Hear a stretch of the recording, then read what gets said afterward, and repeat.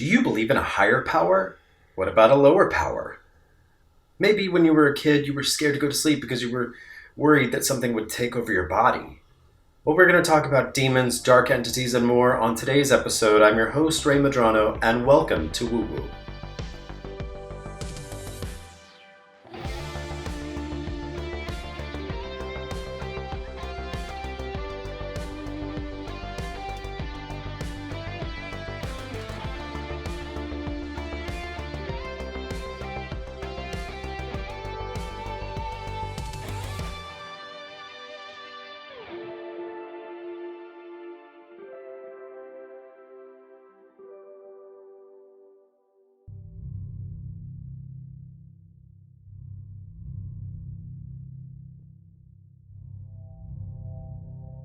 Sam Smith's 2023 Grammy performance.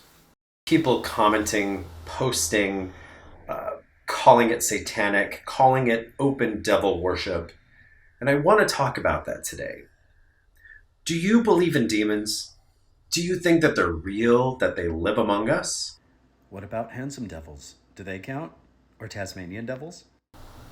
I would love to find out what you think. If you could leave a comment down below or whatever you're listening to on, don't forget to click like, review, follow. It would help me out a great deal. Now, currently, a demon, according to Wikipedia, is a malevolent supernatural entity. Stories about demons occur in religion, occultism, literature, fiction, mythology, and folklore, as well as in media such as comics, video games, movies, anime, television series, and now apparently performances. Seems like a good a time as any to take a step over to my bookshelf, because I guess I've had a devil hiding in my room the entire time.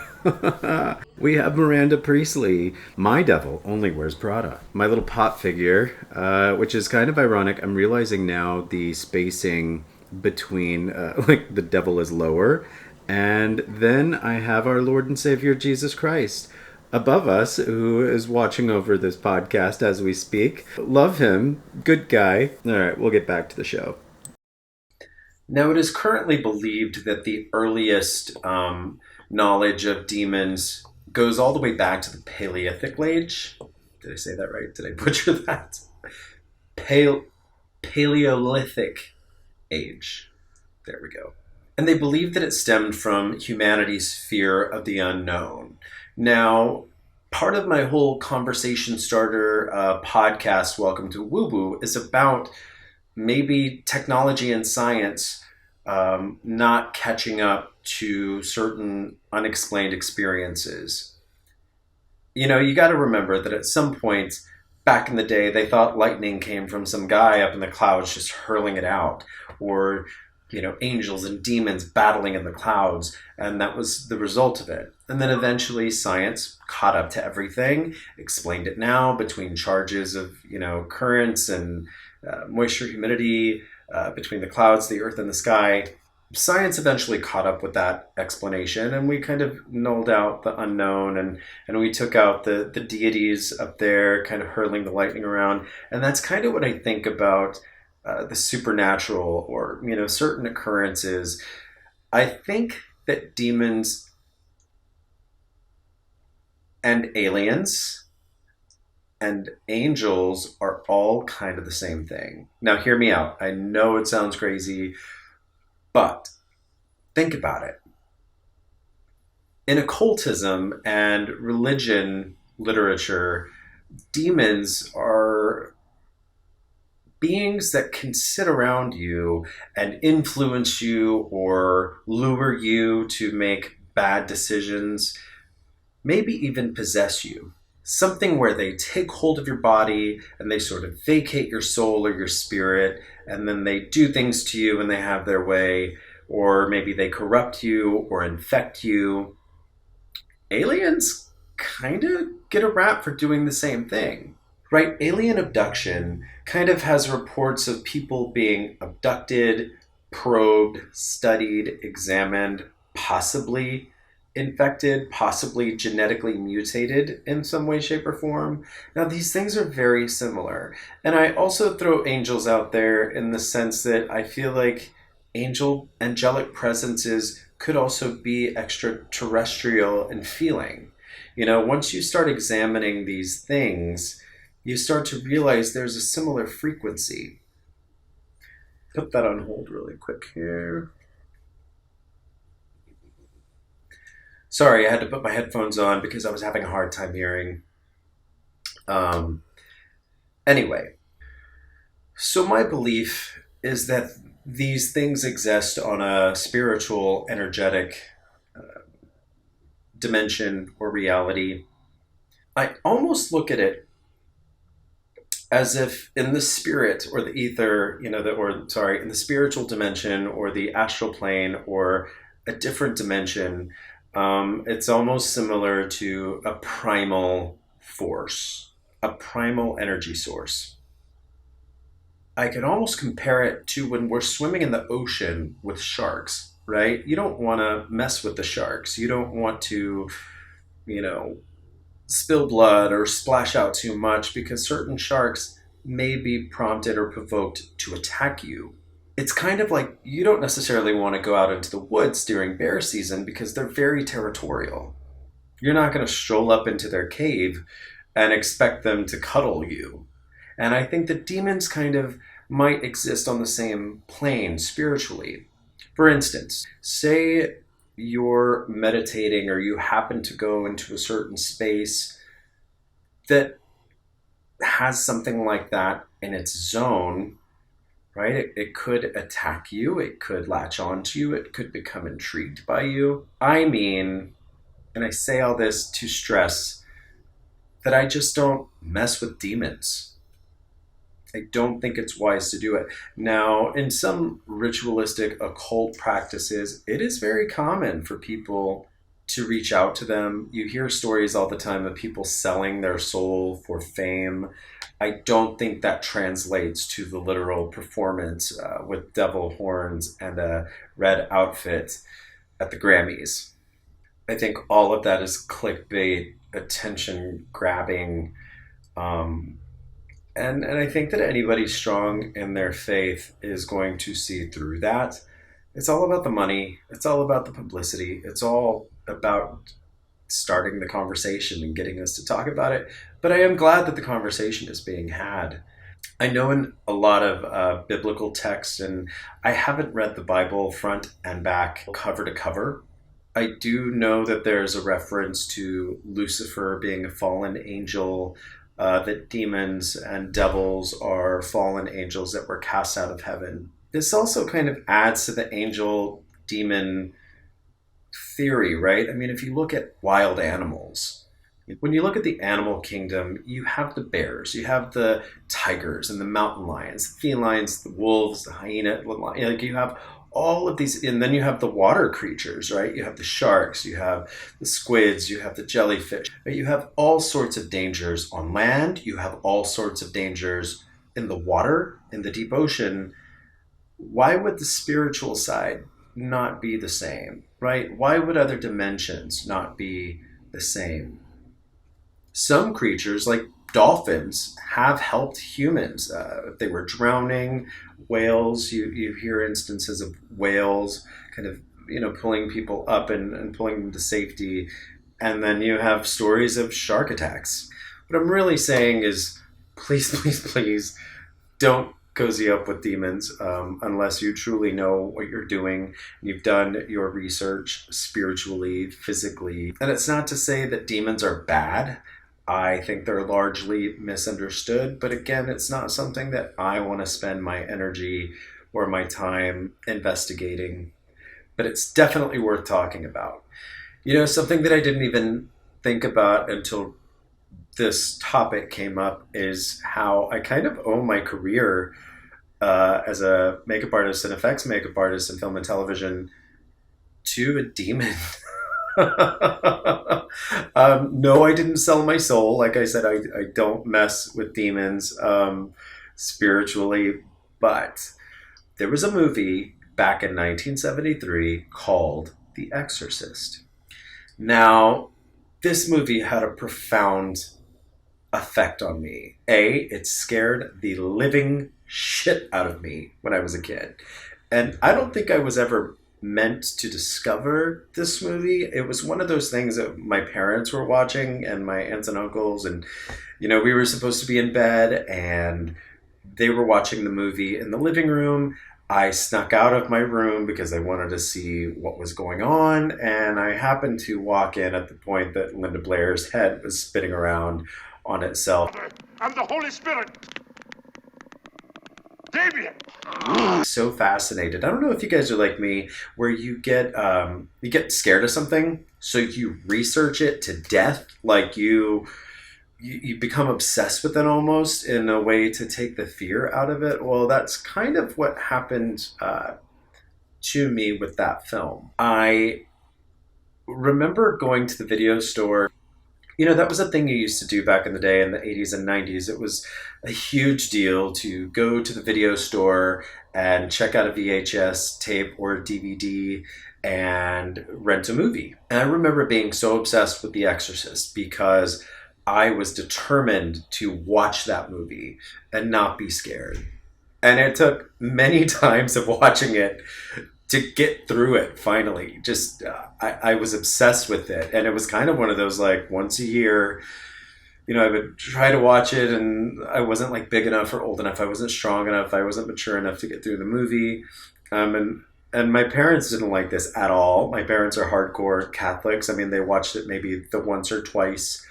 So they were probably a little freaked out as to why their son kept wanting to occasionally rent The Exorcist from the movie store. So eventually, I watched The Exorcist all the way through. Then I found out there was a sequel. There was a number 3. That one scared the crap out of me too. And then there was like multiple prequels, and all through it though, once I realized that it was fake, it was a movie, it was storytelling, I remember being so fascinated, like, how did that little girl's head spin completely around? Or how did she throw up all of this green goo? And then I discovered special effects makeup. I watched behind the scenes things, I read articles, I saw clips and videos. Honestly, legendary makeup effects artist Dick Smith was largely responsible for my interest in this as a career. I remember freaking out over the part where Linda Blair, her throat started like swelling like a giant bullfrog, and there was also a part where welts, I think it said "help me," on her skin just started raising up. I'm getting chills now just thinking about it. Terrified me to many nightmares, but also inspired me. Like, I kept thinking, how the hell did they do that?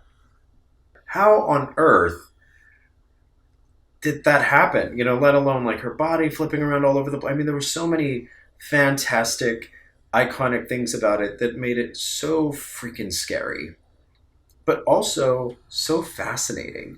And then you find out that it was based on a book that was written based on a true story about a child that was possessed. Okay, y'all, don't judge my phone cover. It's seen better days. All right, so we have the original Exorcist is the story of Roland Doe. In 1949, priests performed an exorcism on a boy referred to as Roland Doe, aka Roland Hunkeler. Now here's where the whole Ouija thing kind of comes into play with this type of story. Now, when he was about 13 years old, young Roland had an aunt who delved into a lot of mysticism, mediumship, dealt with communing with spirits, yada, yada, yada.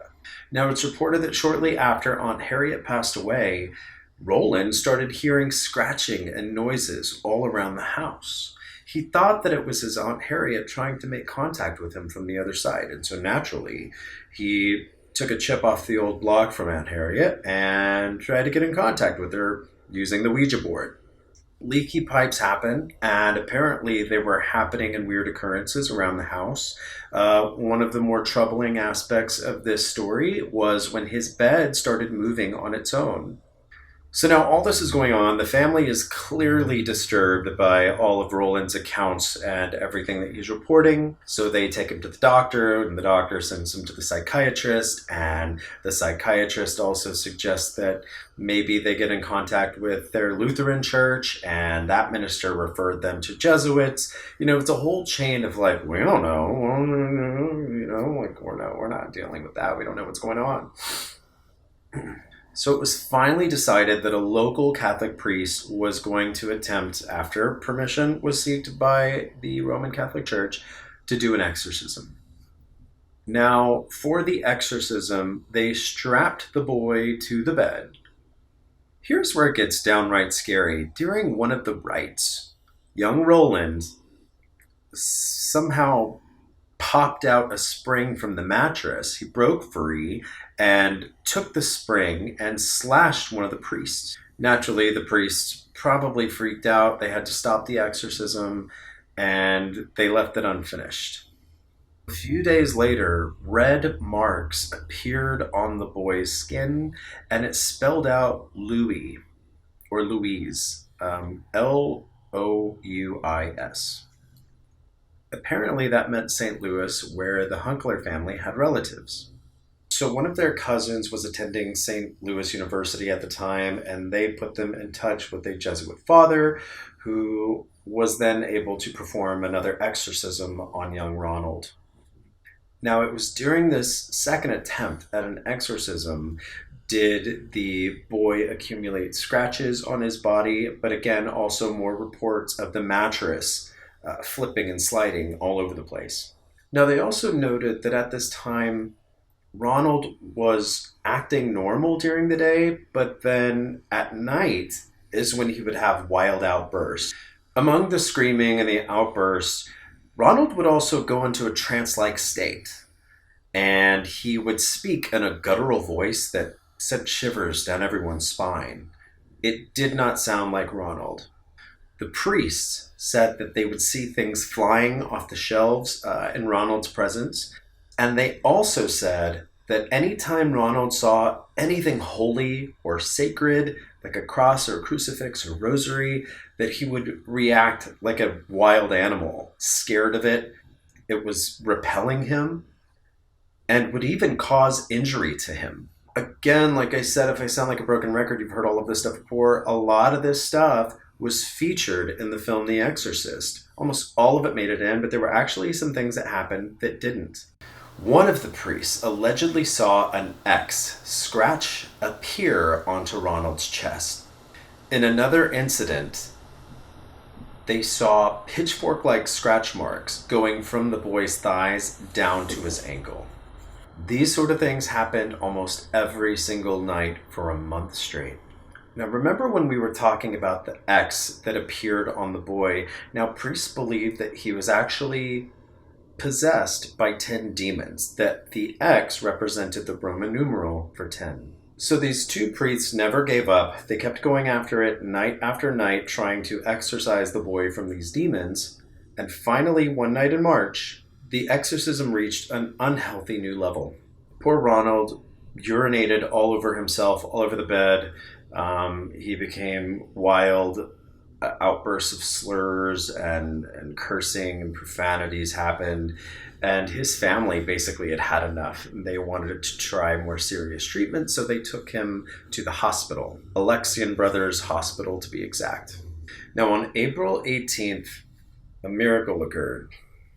It was the Monday after Easter, and Ronald woke up with seizures. He yelled at the priests, saying that Satan was going to take control of his body forever. He also said that Satan would always be with him and never leave him. Now, around 10:45 that evening, they had laid every religious relic they could possibly find on Ronald's body.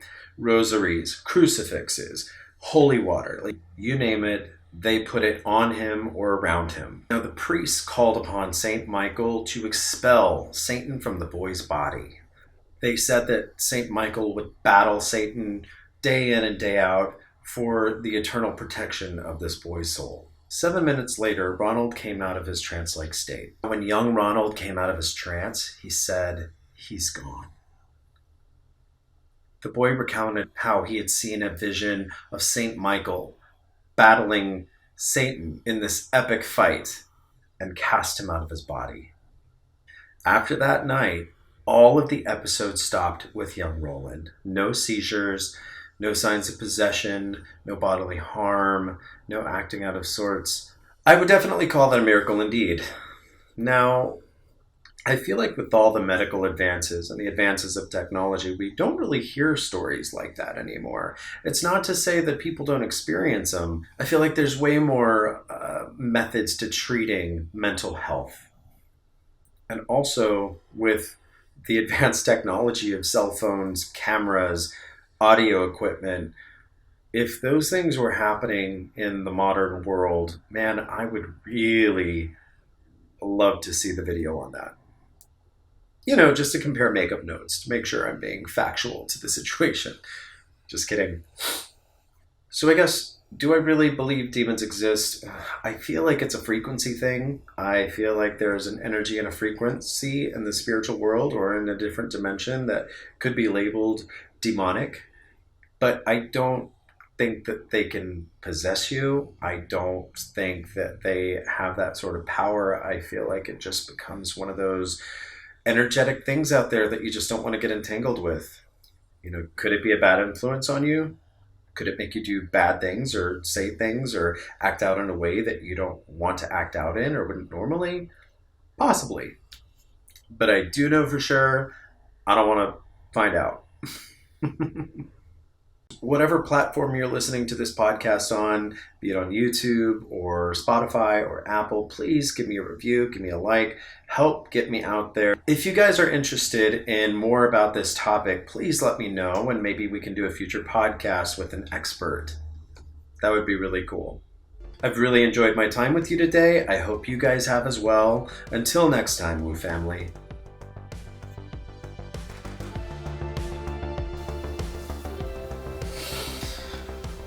Oh my god. Outtakes.